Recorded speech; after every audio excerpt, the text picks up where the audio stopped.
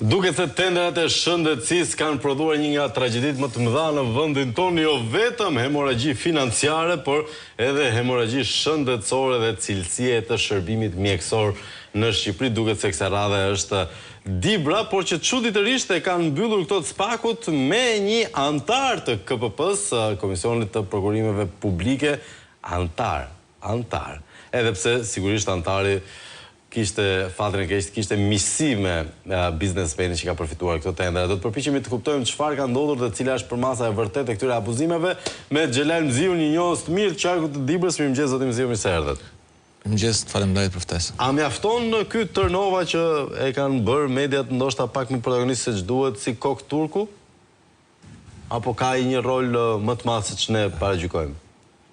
Në fakt, roli i zotit Tërnova është shumë më i madh se sa Dibra, por ajo çfarë është më e rëndësishme për qytetarët nuk është se është Tërnova kapoja i kësaj gjëje, krye kapoja ndihet që është Edi Rama. Edhe për tenderat e shëndetësisë në Dibër? Po, absolutisht, asgjë s'bëhet. Nëse nuk marrin okejn tek Edi Rama, qoftë tek nxjerrja e fondit, apo tek shumëfishimi i vlerës limit të tendrit, apo se kujt bashkia apo cilit institucion t'ia dërgoj, apo kush është oligarku që është pas saj, asgjë s'bëhet, kështu që ky është absolutisht një person i rëndësishëm brenda KPP-s, por jo vendimarrësi. Dhe ajo se çfarë ka ndodhur në Dibër, në fakt nuk është një hata nëse do t'i shohim e pa dëgjuar, sepse nuk besojnë nëse do i futemi çdo tendri që të shohim, do të ndoshta as 5% e tyre nuk do të kishin, po themi, një standard që duhet kenë, po themi, vendet normale apo vendet e Bashkimit Evropian. Kryefjala e çdo tendri është se sa do të jetë fashoja që duhet të përfitoj, po themi, ai rrjeti i qeverisjes, sepse parat që përfitohen, po themi, nga çdo tendër, ka një destinacion duke filluar që tek kapoja dhe deri tek votuesi pastaj fundor në blerjen e votave, edhe kur ka zgjedhje qendrore dhe kur ka zgjedhje vendore. Për të rikthyer tendri për cilin bëhet fjalë është një tendër shumë i rëndësishëm. Në fakt, ky tendër është bërë gati, ka filluar për të bërë që gati një vit përpara të zgjedhjeve të 2025-s, pra mund ta quajmë një tendër elektoral, që kishte në fokus saj kishte, po themi, zgjedhjet, madje kanë qenë dhe drejtues tjerë, po themi, të atij institucioni, dhe ndërkohë ai spital nuk ka nevojë vetëm për këtë tendër, sepse edhe sot asaj dite, pavarësisht se është bërë tendri, po të shkosh në spitalin e Dibrës, që është spitali rajonal i Qarkut, është si ato stallat e kooperativës që kur bjen shi, siç bjen jashtë futet brenda, por edhe kur ka diell mund të depërtoj edhe s'bën fajde asgjë. Pra është kthyer, po themi, në një spital, ato që jep Sajmiri janë lule krahasuar me ato të Dibrës, sepse rajonal është tamam një gërmadhe vërtet. Po të shkosh në... Edhe si infrastrukturë, po të thonë? Absolutisht. Se mirë shërbimin e dim, po ta thonë që fasadat i bëjnë mirë. Thjesht fasadën e ngjirosin sa që ka zgjedhje. Po çatin se ka rregulluar. Çatin absolutisht jo, banjat janë jo funksionale. Në çdo pavion që shkosh nuk ke, po themi, asgjë që është në normalitet. Është spital rajonal, po të shkosh për kirurgji, në fakt askush nuk bën ndërhyrje aty, po duhet i drejtohet Tiranës. E vetme kirurgji në maksimumin e mundshëm është Sinet Liku, që bën në qarkun e Dibrës, dhe po a shumë po të gjesh ndonjë pacient, do të shohësh që ato morin badaniet me vete, kur është ftohtë apo i organ, dhe ndërkohë morin edhe një freskuese tani verës për t'i freskuar. Absolutisht nuk përdoret asnjë medikament, po themi, nga spitali, ka mjekët aty, por është thjesht mjekët që janë, po edhe mjekët jo të gjithë profesioneve. Janë sa mjekët të cilët thjesht janë për të qenë aty, madje nëse do t'i referohemi mjekëve apo infermierëve, po thuaj se çdo njësi administrative është e mbushur plot me mjek dhe me infermier, por në fakt në terren askush s'është.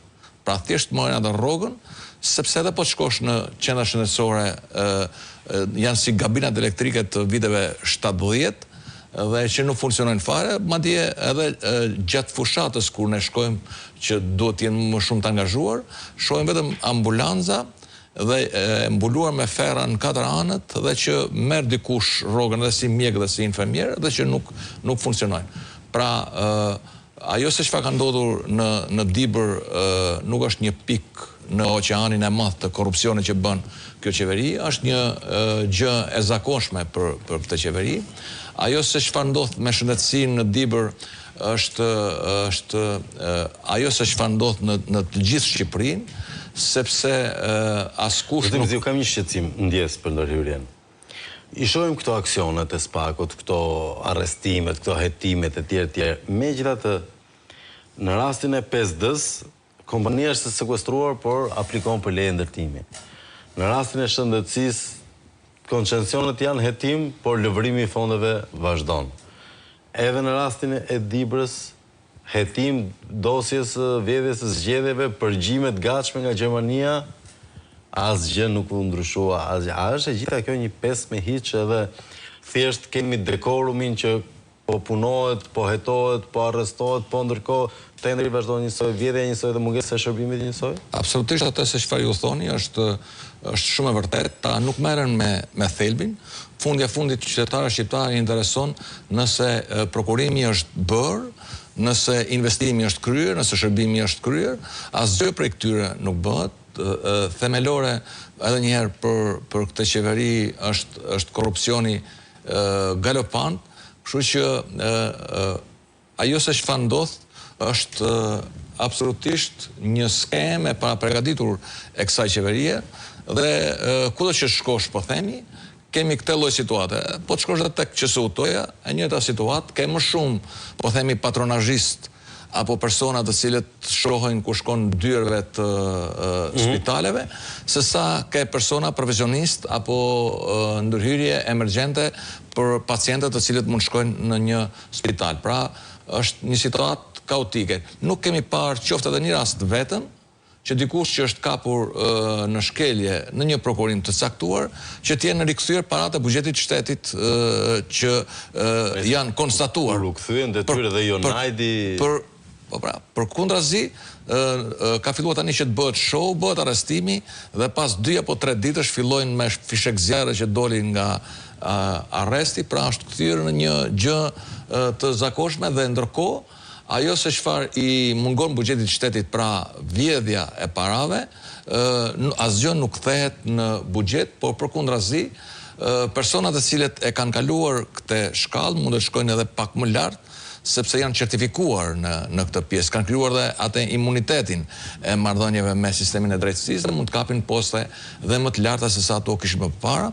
Po të shohësh sot edhe ministrat që janë shumica prej tyre kanë qenë në një shkallë shumë më të ulët, kanë qenë drejtor apo kanë qenë përgjegjësa sektori që janë certifikuar në po jo vetëm aq, por edhe zëvendësi Piros që është tani ka qenë në të njëjtën edhe Malnufi i mbrojtjes. Po pra, në këto Belindës, janë e gjithë 80% apo më shumë e ministrave janë ish punonjës të Belindës, kështu që kjo është një trend që po përdoret, po themi, në Shqipëri, që qëllim kryesor kanë, po themi, prokurimet, kanë zhvatjen e pronave publike, apo tjerë instrumentet cilët përdorin për kafshimin e vendit apo pronave publike. Kjo skem e aplikuar në Dibër, më intereson Dibra dhe prandaj ju bezdisem juve, a ka sjell një kolaps edhe politik të vendit, pra një pamundësi për ta çliruar qoftë nëpërmjet një ndryshimi politik apo rotacioneve që do të sillte drejtësia, se gjithë këto arrestime dhe vazhdon të jetë po ai grup njerëzish në krye? Në fakt nuk shifet dritë në fundin e tunelit në këtë situatë.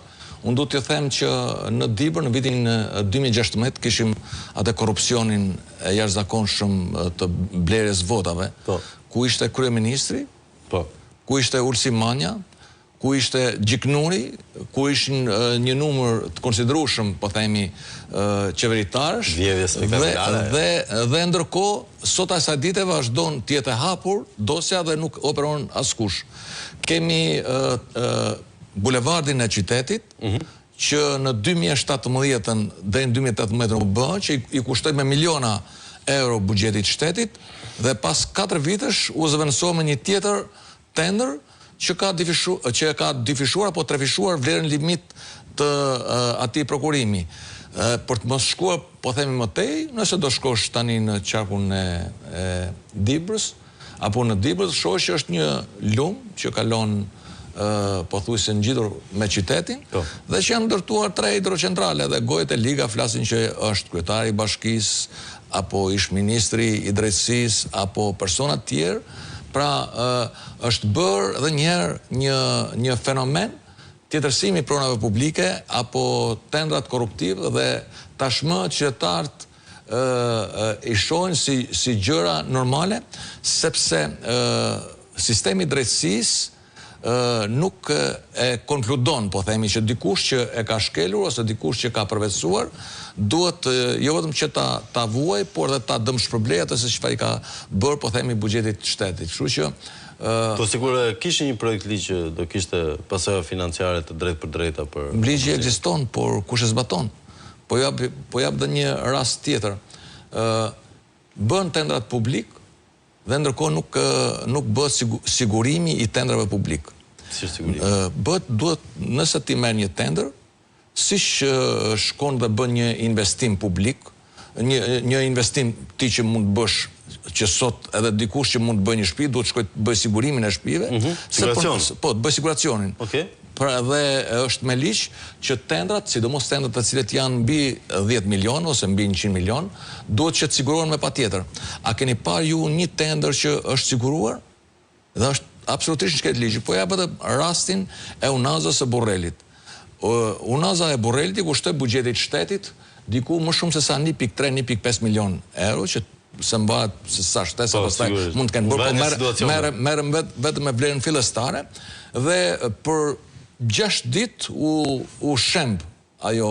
Nëse do të kishte qenë e siguruar, kompania do të kishte bërë rehabilitimin e saj. Po çfarë ka ndodhur? Ju e keni parë, para ca ditësh, doli tendri 945 milion euro. Pra doli sa vlera, 90% e vlerës fillestare për të ribërë. Pra, çfarë thotë që shkojnë dhe 1 milion euro të tjera në xhepin e një kompanie për të njëjtin investim. Pra, shteti, me këtë rast duhet të them që shteti është ai vet i cili nuk e zbaton ligjin, ose që lën vakume të caktuara për të përdorur dhe njëherë parat publike për interesat e saj, qoftë për aspektin elektoral, por edhe për interesat të tjera politike, ndërkombëtare që përdor sot kryeministri. Me protest jo, me prokurori jo, ka ndonjë plot tjetër që mund sjelli probleme për pushtetin? Unë besoj që kryefjala sot në protesta është Rama jep dorëheqjen apo qeveri teknike, por edhe revolucion. Unë më shumë do të isha për një revolucion, vetëm një revolucion mund ta çliroj Shqipërinë nga një kask e cila ka krijuar një strukturë vertikale nga kapoja në qendër dhe deri në bazë, që po përdorin çdo lloj instrumenti ligjor dhe antiligjor për tjetërsimin e parave publike, për shitjen e pronave më të rëndësishme, dhe ndërkohë për të krijuar një situatë kaotike, siç ndodh, po themi, në çdo sektor të ekonomisë. Mjafton po të shohësh, po themi edhe një herë, atë se çfarë ndodh me euro, ku çdo ditë më tepër zhvlerësohet euro apo valuta e huaj dhe mbivlerësohet leku, dhe kjo është situata që tregon atë se çfarë po bën qeveria. Pra fokusi kryesor i kësaj qeverie është korrupsioni, janë parat e pista, parat e drogës ndërkombëtare, dhe ndërkohë qytetarë shqiptar e vuajnë sepse forcimi i paras që vetëm që nuk sjell, po themi, ulje çmimeve apo standard, po përkundrazi e varfron keq e më keq qytetarin shqiptar. Mziu, faleminderit shumë për kohën tuaj. Ishte kënaqësi.